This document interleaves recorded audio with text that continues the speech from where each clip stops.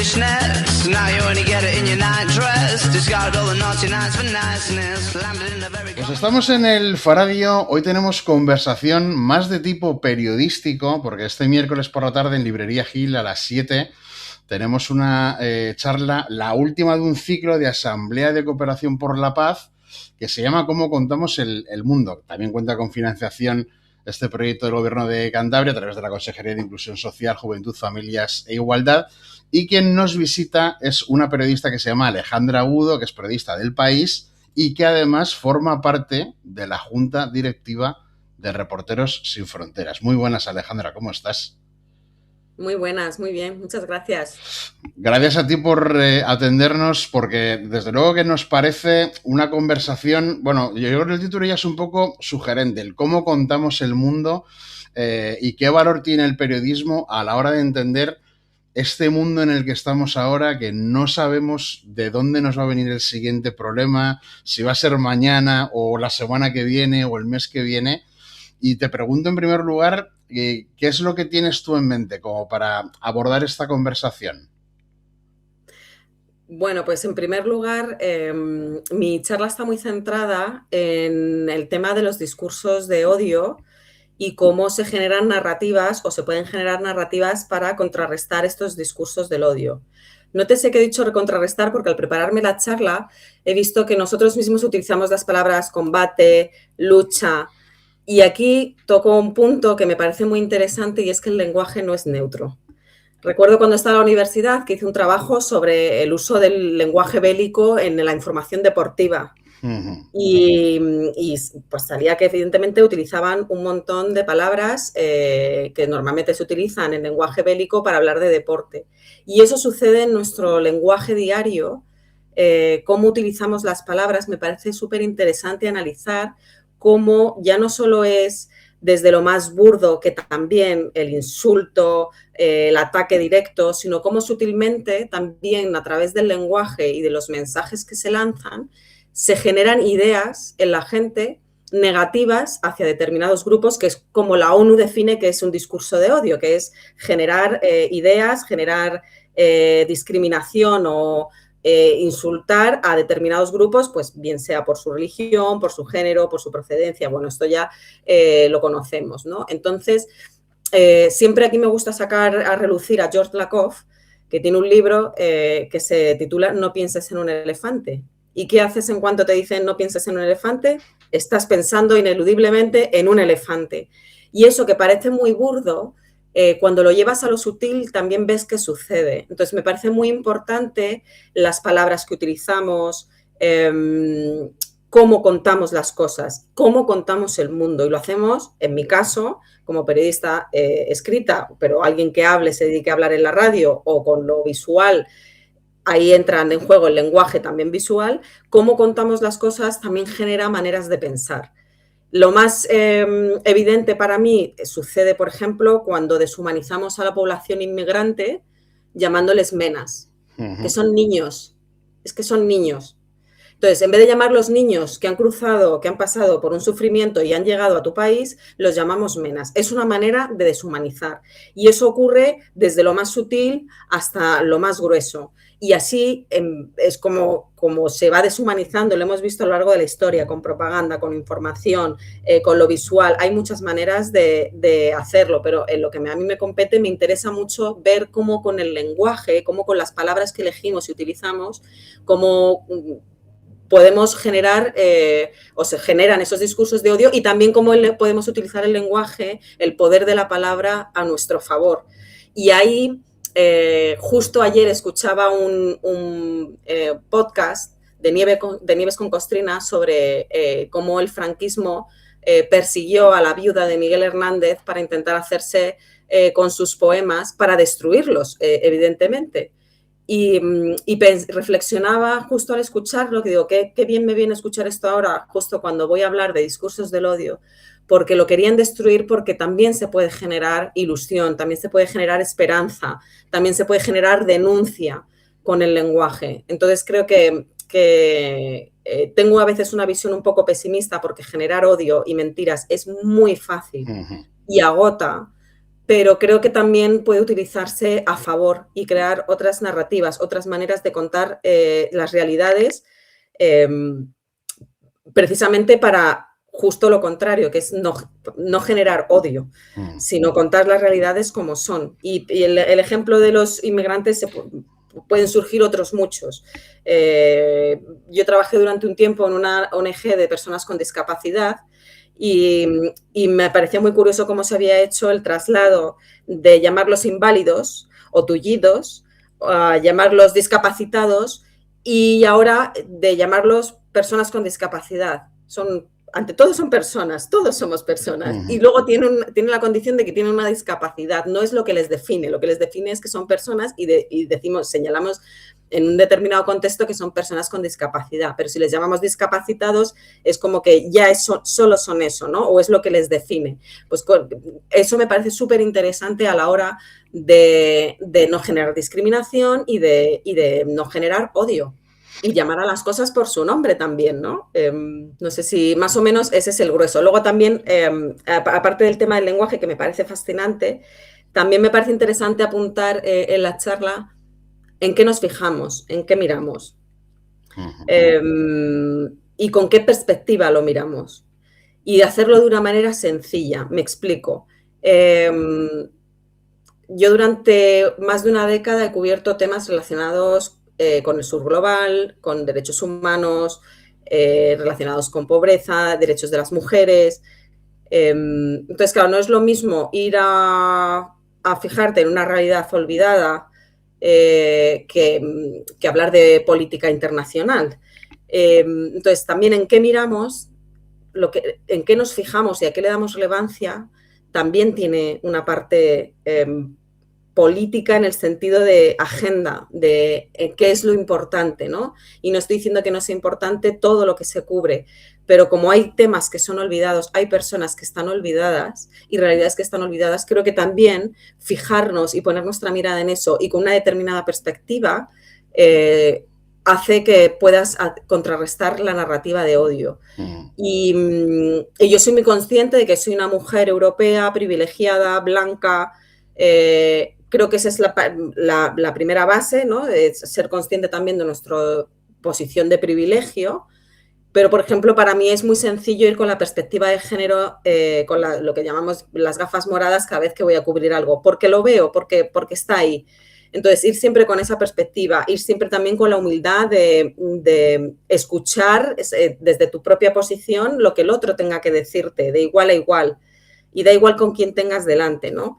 Entonces, creo que también cómo miras y luego cómo lo cuentas forma parte de ese contrarrestar los discursos del odio. Es agotador, esto también lo apunto, porque muchas veces creo que andamos un poco perdidos y yo tampoco tengo la solución de qué hacemos con esto, ¿no? ¿Qué hacemos con los bulos? ¿Qué hacemos con el discurso de odio? ¿Lo ignoramos y seguimos a lo nuestro? Pico y pala, o lo contrarrestas con fact-checking y hablando precisamente de esto y de nuevas narrativas, que a mí no me parecen nuevas narrativas, es que me parece la única manera de contar las cosas, porque lo otro ni me parece periodismo, ni creo que se pueda definir como tal, es mentir, es generar bulos, es generar odio, es otra cosa. De hecho, hemos tenido que inventarnos la palabra agitador para definir a ciertas personas como Vito Quiles, que es licenciado en periodismo, pero para distinguirlo de que lo que está ejerciendo no es lo mismo que yo hago o lo mismo que hace cualquier compañero de otro medio, sino que es otra cosa, es agitarnos. Hemos tenido que inventar cómo definimos este proceder que genera odio y que no es periodismo.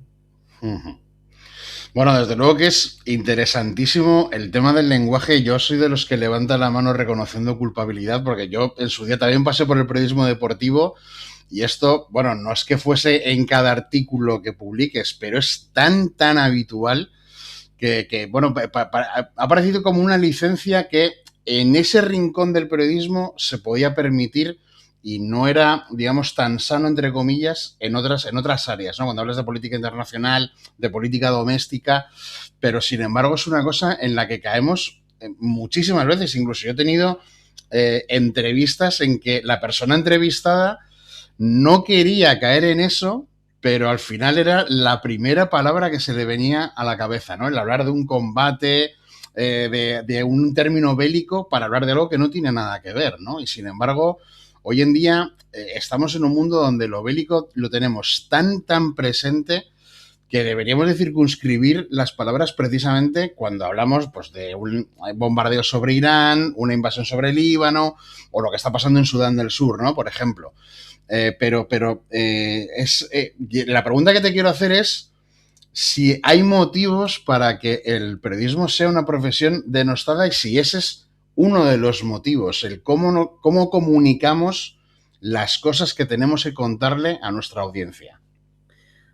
A ver, que está denostado es una realidad, con lo cual algún motivo tiene que haber. Otra cosa es que yo creo que, como he apuntado ya, hay una confusión sobre qué es periodismo y qué no. Y aquí me pongo el sombrero de Reporteros Sin Fronteras, tenemos que defender el periodismo y el libre ejercicio del periodismo, porque lo otro, la alternativa, es no tener democracia. Es que es inherente a la democracia, a un sistema democrático, tener prensa libre. Y puedes estar menos o más de acuerdo con la línea editorial de un determinado medio, pero tener un rango de medios con distintas ideologías, pero que puedan ejercer el periodismo libremente, es fundamental. Y esto lo digo porque nosotros mismos, yo creo que se va dando una confusión en que la gente acaba por no distinguir. Justo en la charla, una de las cosas que quería apuntar es que cuando hablamos siempre de discurso de odio y de narrativas de odio, apuntamos a las redes sociales. Nótese que yo he empezado hablando del lenguaje que utilizamos los medios, los periodistas, pero normalmente apuntamos a las redes sociales, ¿no? Todos los estudios que hay, alguno lo citaré, apuntan a cómo se generan o cómo se alimentan todas estas narrativas de odio hacia determinados colectivos, que además globalmente tienden a coincidir, lo cual no me parece tampoco una casualidad, desde las redes sociales. Y ahí, claro, los periodistas, alguien que está en redes sociales diciendo cosas es también periodista, los periodistas estamos haciendo bien nuestra función y la gente siente que estamos contando su realidad o que estamos a otros intereses, el exceso de tertulia, su opinión, ya no distinguimos quién es periodista de tertuliano, en las propias tertulias están mezclados. Entonces, claro, yo creo que hay en toda esa confusión, en toda esa sopa, es de donde sacan beneficio los que quieren sembrar ese odio, en esa confusión. Y ahí es donde tenemos que reivindicar qué es el periodismo, cuáles son los principios del periodismo, independientemente, insisto, de la línea ideológica de cada uno, que las tenemos. Pero sí qué es y qué no es. Y ya lo he apuntado, nos hemos tenido que inventar palabras para definir a determinadas personas. Luego también hay confusión entre los influencers que hablan de determinados temas y los periodistas, claro, que no somos expertos en todo. De hecho, nosotros recurrimos a los expertos. Pero claro, te das cuenta de que de repente alguien, voy a poner un ejemplo muy tonto, pero alguien que habla de temas de animales, un veterinario que habla de temas de animales, claro que sabe más que yo sobre temas de animales. Pero él está hablando, es un influencer de ese tema porque es lo suyo. Lo mío es hablar con los expertos y trasladárselo, y observar la realidad y trasladárselo a los lectores. Y claro, va a estar mediado por el punto de vista que tengamos cada uno de los periodistas que abordamos un tema. Una persona, distintas personas que aborden un tema nunca lo van a contar igual porque cada uno somos distintos y tenemos nuestro filtro. Pero, hombre, yo creo que hay unas bases mínimas de ética, de profesionalidad que están definidas y que tenemos que seguir insistiendo en la necesidad de que existan de cara a esa confusión en la que sacan beneficio quienes realmente no están ejerciendo el periodismo, pero quieren confundirlo como tal y acaban perjudicando la visión que la sociedad tiene de manera general sobre los periodistas.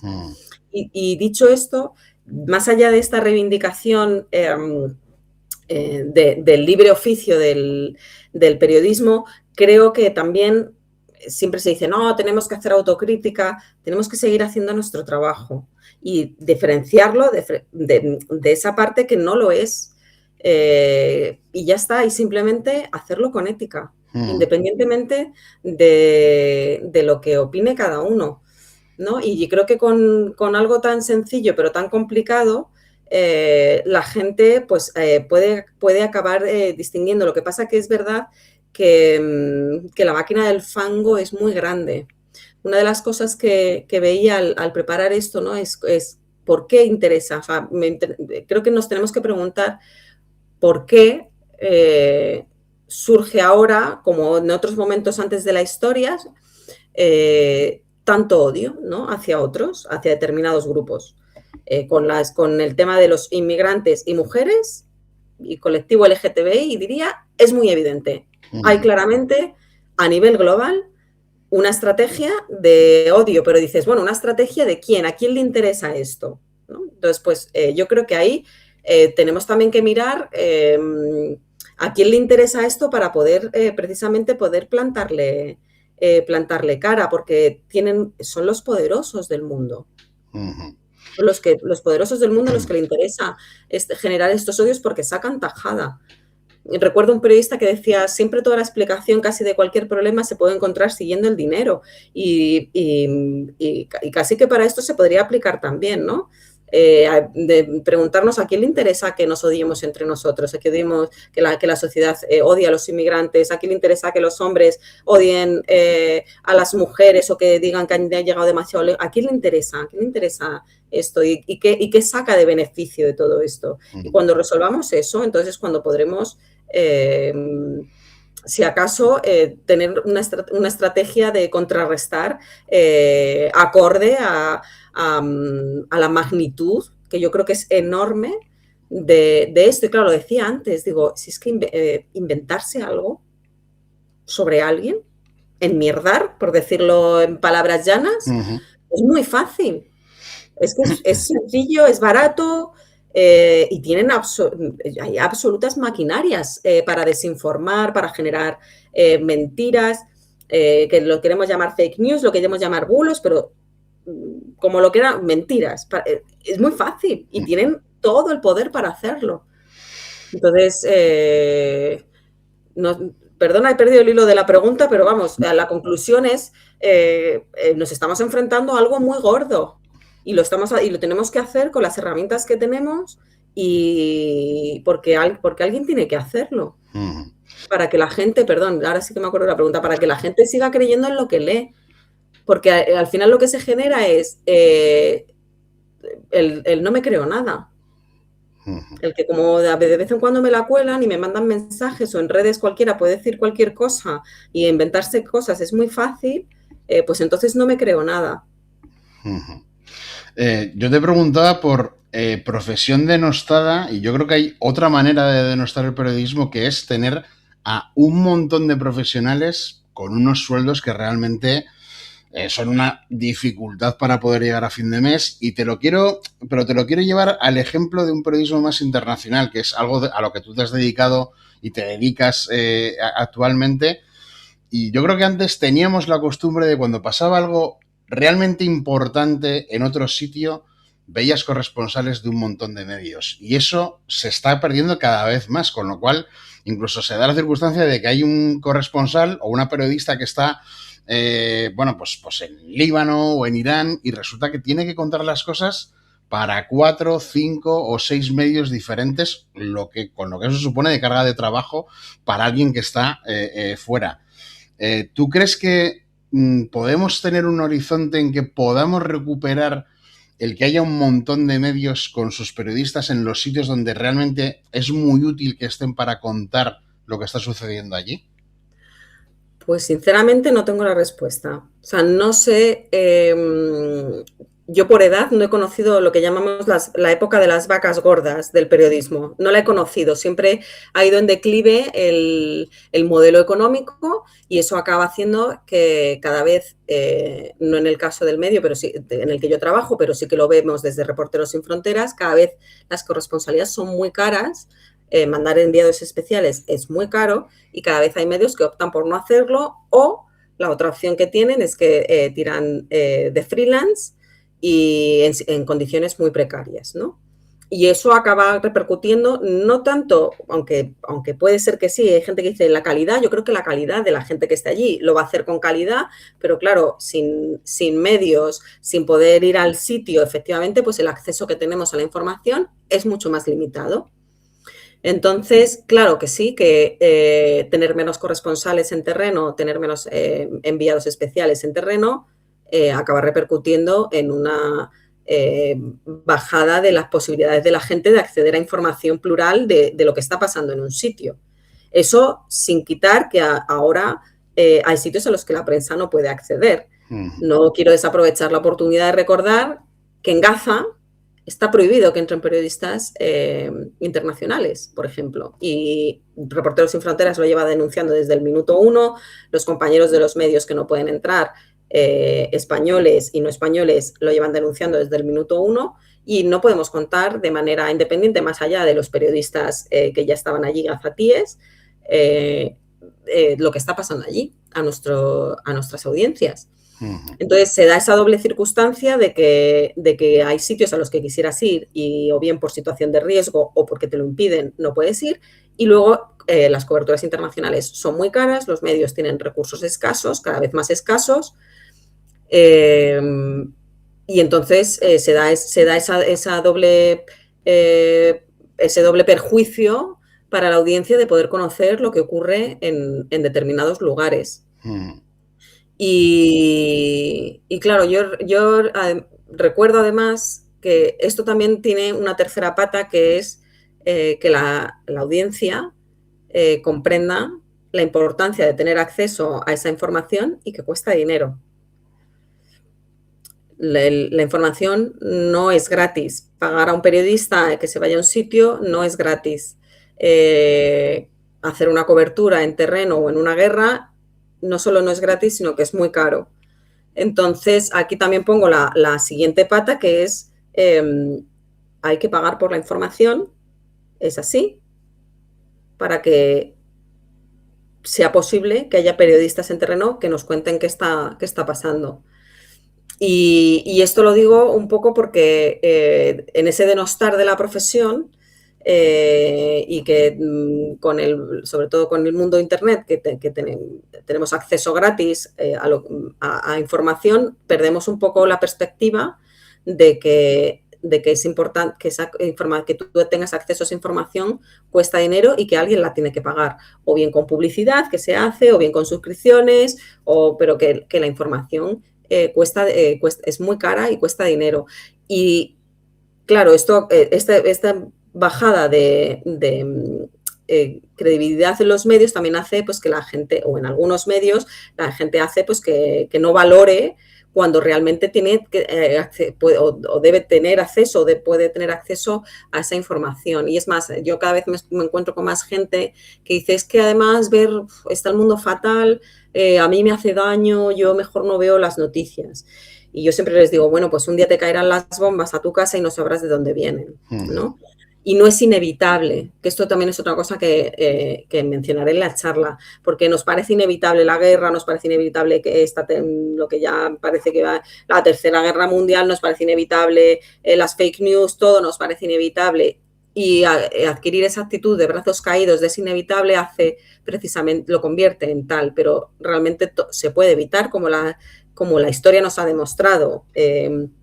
Entonces, en lo concerniente a la información, se puede conseguir una información de calidad. Hay medios que hacen mucha información de calidad, hay periodistas que van a terreno y obtienen información de calidad con recursos.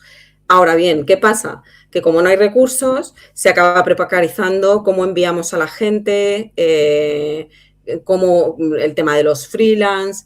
Entonces, es una pena que se haya una profesión tan necesaria, tan vital para la democracia y tan vital para que la gente estemos informada, se haya precarizado tanto, pero a puntos que yo creo que a veces la gente no sospecha.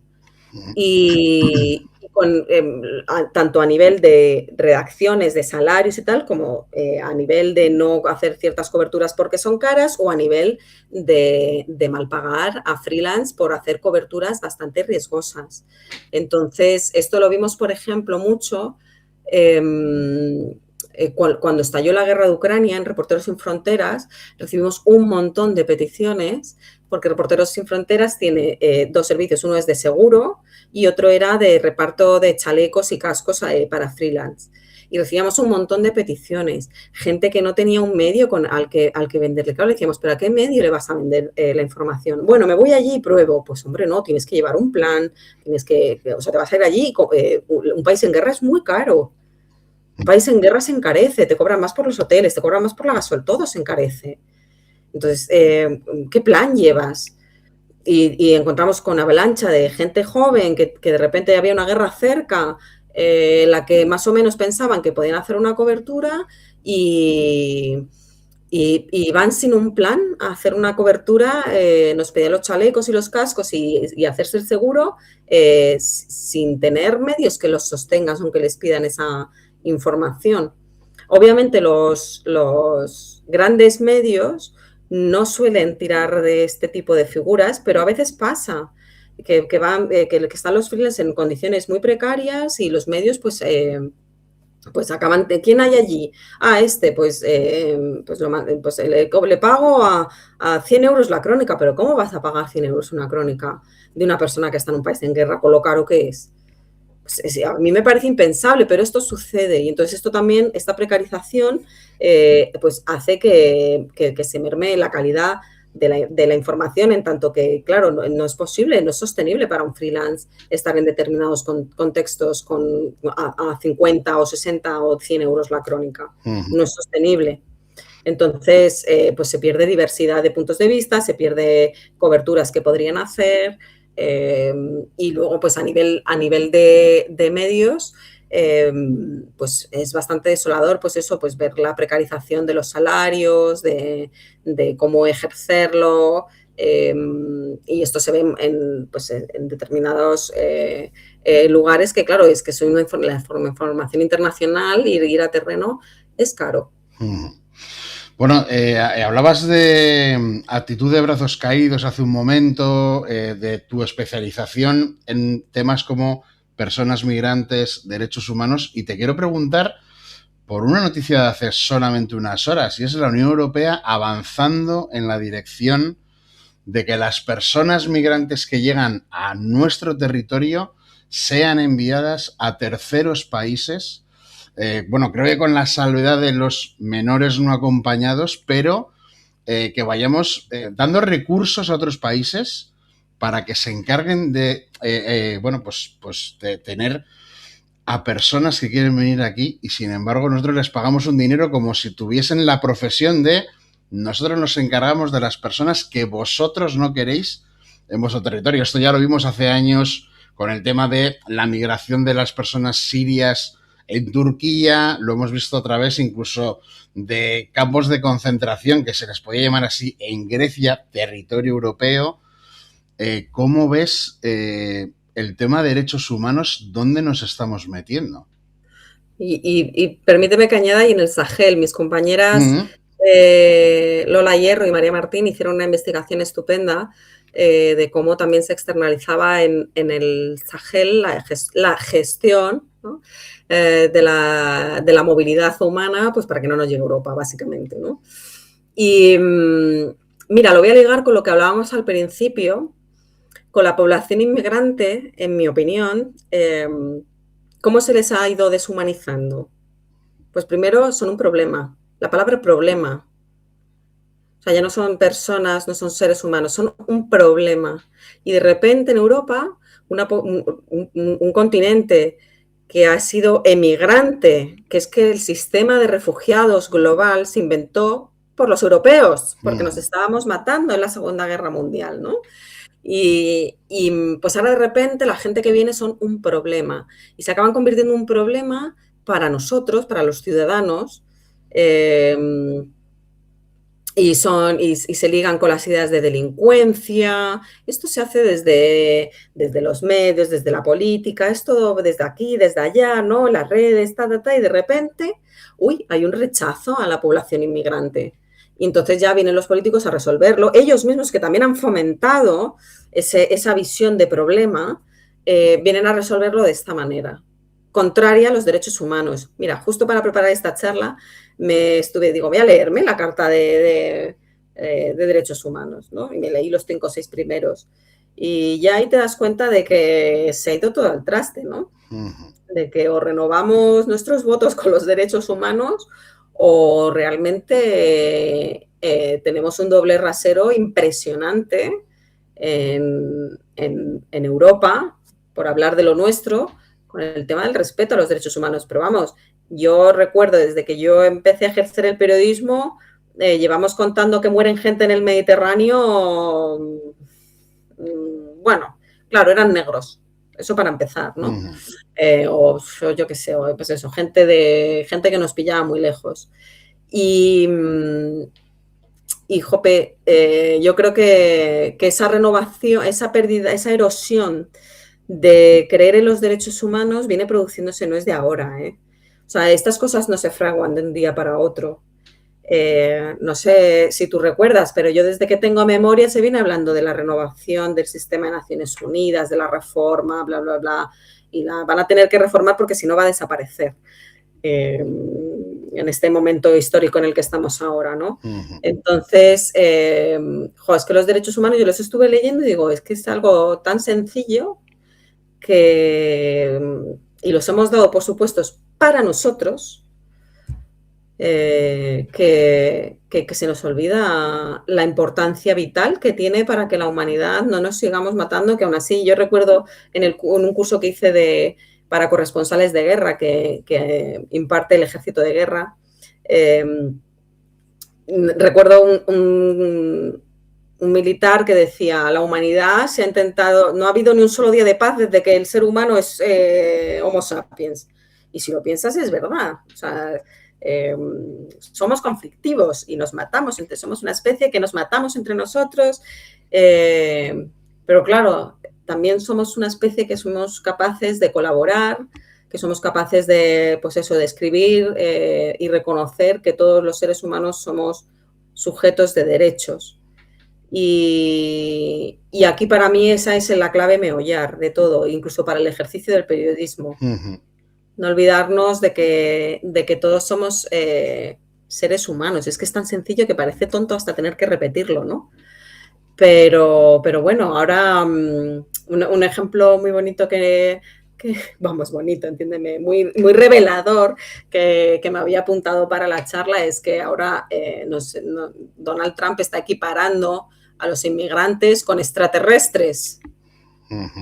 Es que es deshumanizar. Y esto que está haciendo Europa lo llevan denunciando desde el sur global décadas. Nuestro doble rasero, hemos colonizado, les hemos machacado y todavía seguimos dando lecciones. Que ojo, sigo pensando que Europa es un espacio ahora mismo en el entorno global en el que es un reservorio de los derechos, del estado del bienestar. Esta noticia que hemos conocido esta mañana, que la he leído, no es una espita más en esa identidad europea que era garante de los derechos. Es un recordatorio más de que no los podemos dar por supuestos, pero están respondiendo, que es lo que más me perturba, están respondiendo a un sentir social que de verdad creo que deberíamos invertir más en investigar de dónde viene. En ese sentir, porque se alimenta el odio con las palabras, como hemos dicho, desde el periodismo, desde la política, desde el cine, tal. También se intenta alimentar el no odio, la colaboración, la concordia, la convivencia. Pero ¿por qué están ganando? ¿Por qué sentimos que están ganando? ¿Por qué hay tanta gente que apoya opciones que se basan en o que crecen sostenidas por ese odio? ¿Por qué hay tanta gente así? Y eso a mí me perturba mucho. Creo que se debería invertir mucho más en investigación sociológica, no lo sé, ¿eh? En intentar ir a la raíz de por qué echan raíces estas ideas, de qué hay ahí de base, por qué la gente se siente tan mal y quiere echar la culpa a otro. Creo que cuando averigüemos esa raíz, a lo mejor podemos hacer crecer otra cosa. Pero yo no me lo puedo explicar. Y más en una Europa que es próspera. Es que somos los privilegiados del mundo y sin embargo está arraigando ese odio al otro. Es miedo a que nos lo quiten, es que no lo sé. Seguramente hay muchos motivos y si digo, es miedo a perder nuestro privilegio, aseguro que ahí está. El hombre blanco tiene miedo a perder su privilegio como hombre, como blanco, como europeo. Las mujeres europeas frente a las que vengan, no lo sé, de dónde arraiga todo este odio, miedo a lo diferente, por qué hay ese caldo que permite, cuál es esa tierra que permite que florezca el odio. Y acabo de utilizar una palabra que no me gusta, porque no que florezca, que fructifique ese odio, ¿no? Pues a lo mejor tenemos que ver de dónde, pero ese malestar, ¿tú no lo percibís? Ese malestar entre todo el mundo quejándose, todo el mundo tiene el agravio constante, todo el mundo se siente agraviado por otro, justo está como por qué arraigan todas esas ideas anti-inmigrantes que llevan a nuestros políticos a querer resolverla, a la Unión Europea, a externalizar a terceros países. O sea, es que a mí me parece tal barbarie que me parece increíble que haya gente que sostenga eso. O sea, que cuando digo que haya gente, que es que lo apoyan y lo promueven porque es que están resolviendo insisto, un problema. Es que los seres humanos de repente son un problema. Yo, Alejandro, incluso añado no solamente el cómo fructifica y cómo hay muchas personas que lo defienden, sino también que muchas veces, con un modo como de pacto de no agresión, entre comillas, hay determinados temas que no salen en la conversación. En cuanto que ya sabes o detectas que la opinión tuya no es nada parecida a la de la persona que está hablando contigo y entonces prefieres dejar eso en el baúl, pero eso al final lo que provoca es que haya temas de los que no se habla en sociedad, con lo cual no se reflexiona lo suficiente sobre si realmente lo que estamos viendo es un problema. Pero si hablas, por ejemplo, de la migración, por poner ese ejemplo, tú puedes decir que el problema son las personas que se ahogan en el Mediterráneo, que la migración es un problema, pero en ese sentido y no en el sentido de que haya personas que lleguen a tu sociedad, ¿no? Mira, recuerdo una charla en la que participé en un debate que era sobre el tema de las narrativas respecto a la población inmigrante. Y salía el tema de que los inmigrantes además tienen que ser siempre impecables. Porque si hay un inmigrante que delinque, que los hay, es que los... Claro. Claro, pero ya son todos delincuentes, ¿no? Si fracasan, o sea, tienen que ser exitosos siempre, porque si fracasan, pues es que se coge la parte por el todo, ¿no? Por el grupo, porque les viene bien a quienes quieren generar ese odio o ese rechazo o esa discriminación. Entonces, yo creo que es verdad que a lo mejor por rehuir el conflicto con tu vecino, muchos a lo mejor en la conversación de bar, por así decirlo, acabamos evitando ese conflicto porque lo que quieres es vivir en paz, pero hay momentos en los que tanto desde el cine, la literatura, cada uno desde su sitio, en el bar y desde el periodismo, pues hay que mantenerse resistentes, ¿no? Y es que ni siquiera me parece que, hablando de lo mío, que hacer un periodismo en el que tu marco sea los derechos humanos, no me parece ni siquiera que en este debate del periodismo activista, es que ni siquiera me parece que sea un periodismo activista, es que me parece como una base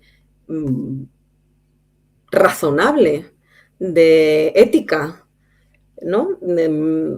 Entonces, claro que luego, obviamente, los periodistas, y lo he mencionado también durante esta charla, tenemos nuestros sesgos. Tenemos seguramente una persona inmigrante o racializada o del colectivo LGTBI, dice, pues Alejandra no es consciente de lo que sufrimos y nosotros nos podemos relatar mejor, o alguien del sur global dice, ¿por qué tiene que venir aquí una blanca a hacer periodismo sobre nosotros y nosotros mismos nos podemos contar? ¿No? Esos debates son saludables, que creo que los tengamos. Pero con el tema de la población inmigrante sí que recuerdo aquel debate, decir, es que les pedimos ser impecables, porque si fallan en algo, penalizamos Todos los demás. A todos los demás. Y lo hacemos con el lenguaje, por hilar con mi tema obsesivo del lenguaje. Yo viví durante muchos años en el barrio de Tetuán, en Madrid. Allí la población latinoamericana, de origen latinoamericano, es bastante elevado. Y recuerdo que siempre que pasaba algo allí eran ajustes de cuentas. O sea, siempre que pasa algo, o son bandas o son ajustes de cuentas. Y yo, sinceramente, reflexionando sobre cómo utilizamos el lenguaje y generamos ideas en la gente, me parece que puede haber gente procedente de América Latina que se peguen o que tengan una bronca, y que no necesariamente sea siempre o porque son bandas latinas, que ya va como junto, ¿no? Bandas latinas. O sean ajustes de cuentas. Y te voy a poner un ejemplo reciente. Me vas a perdonar que no me acuerde del país, pero hubo un ataque de un joven, no me acuerdo en qué país fue, luego si querés lo buscamos, pero hubo un ataque de un joven que sus padres eran marroquíes.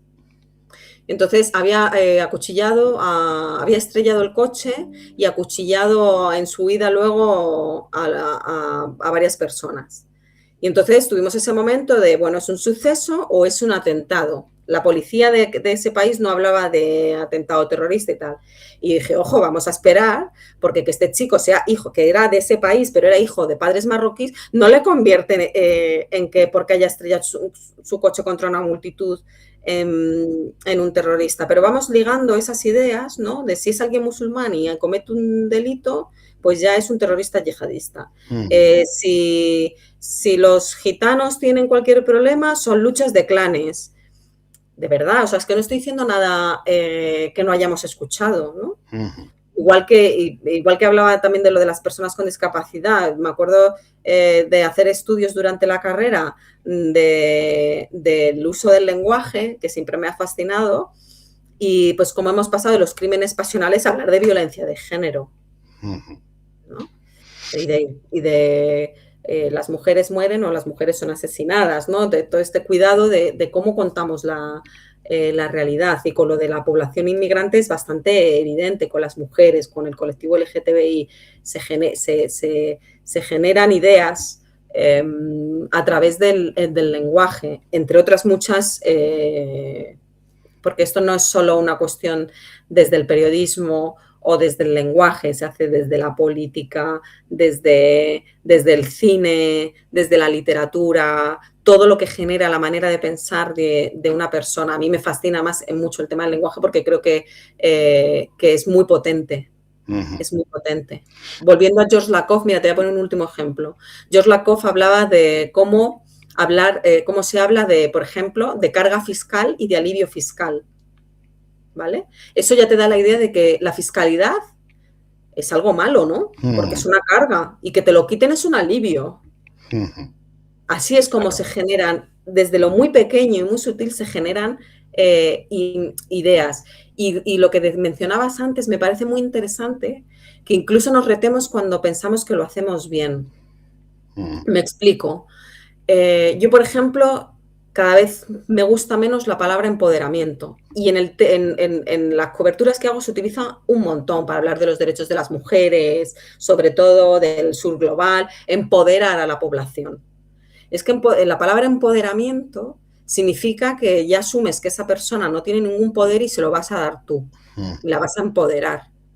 Y yo recuerdo a una activista sudafricana que trabajaba con chicas, yo tenía una clínica con chicas que tenían VIH y enfermedades de transmisión sexual, predominantemente porque las violaban. Chicas negras, tenía una clínica en un barrio negro de Sudáfrica. Y claro, me decía, Alejandra, es que hablar de empoderar a esas chicas no resuelve el problema de que las violan. Es que les estamos pidiendo que sean fuertes y se levanten, porque la palabra resiliencia, ¿no? Y que se levanten y se empoderen. La resiliencia, otra palabra que también empiezo a estar en contra de ella y que la intento no usar. Y son palabras que hemos utilizado en positivo, que retar el lenguaje también me parece interesante porque construye cómo vemos la realidad. Y con los... ahora concretamente es que se ve con dos, en mi opinión, con dos grupos se ve muy claramente, o con tres, pero sobre todo con dos. Y ojo, que las mujeres no somos un colectivo. La palabra colectivo también estoy en contra de ella. Las mujeres no somos un colectivo, es que somos la mitad de la humanidad. Es que nos reduce algo como algo pequeñito, más pequeño, ¿no? Somos, y total, la palabra colectivo es como si solo afecta a esto, son un colectivo pequeño, bueno, si es en pro de el beneficio general, hombre, no, el beneficio general no, si somos la mitad de la humanidad, no somos un colectivo. ¿Cómo utilizamos la palabra colectivo? Además, lo utilizamos como para hablar de algo pequeño que, total, si les afecta solo a ellos, pues bueno, pero la generalidad estamos bien. Entonces, no sé, creo que retarnos también cuando creemos que lo hacemos bien también es interesante. Y ojo, que creo que también a veces caemos en el exceso de la autocrítica y que es también me lo llevaba preparado para la charla, la policía de la ética y la moralidad y de las narrativas frente al odio, pues al final también acabamos generando rechazo. Generamos rechazo si utilizamos un lenguaje enrevesado. Estoy totalmente en contra, esto lo he dicho en mogollón de charlas, de todo este lenguaje de interseccionalidad, todo este lenguaje de ONG, tal. He trabajado durante muchos años cubriendo temas de ONGs y tienen un lenguaje tan enrevesado que la gente no lo entiende. Que lo utilizan para referirse a cosas concretas, y yo lo entiendo, pero es que al final acabamos generando una distancia con la audiencia, ¿no? Y retarnos, ¿por qué no? ¿Por qué no retarnos con el lenguaje, incluso cuando pensamos que lo hacemos bien, sin caer tampoco en esta cosa de la policía de la moral, de que yo reparto carnés de quién lo hace bien y quién lo hace mal, y como falles, ojo, estás cancelado. Oye, no, perdona, vamos a revisarnos, vale, ojo, he hecho esto mal, vale, venga, ¿cómo lo voy a hacer? ¿Cómo lo puedo hacer mejor? ¿Cómo puedo no contribuir? Esto es una cosa que también menciono en la charla, cómo no contribuir con ese tipo a generar más rechazo. Lo veo mucho, mira, con ahora esto que se dice de los gym bros, ¿no? Los chavales que van al gym y machistillas, estas ideas, ¿no?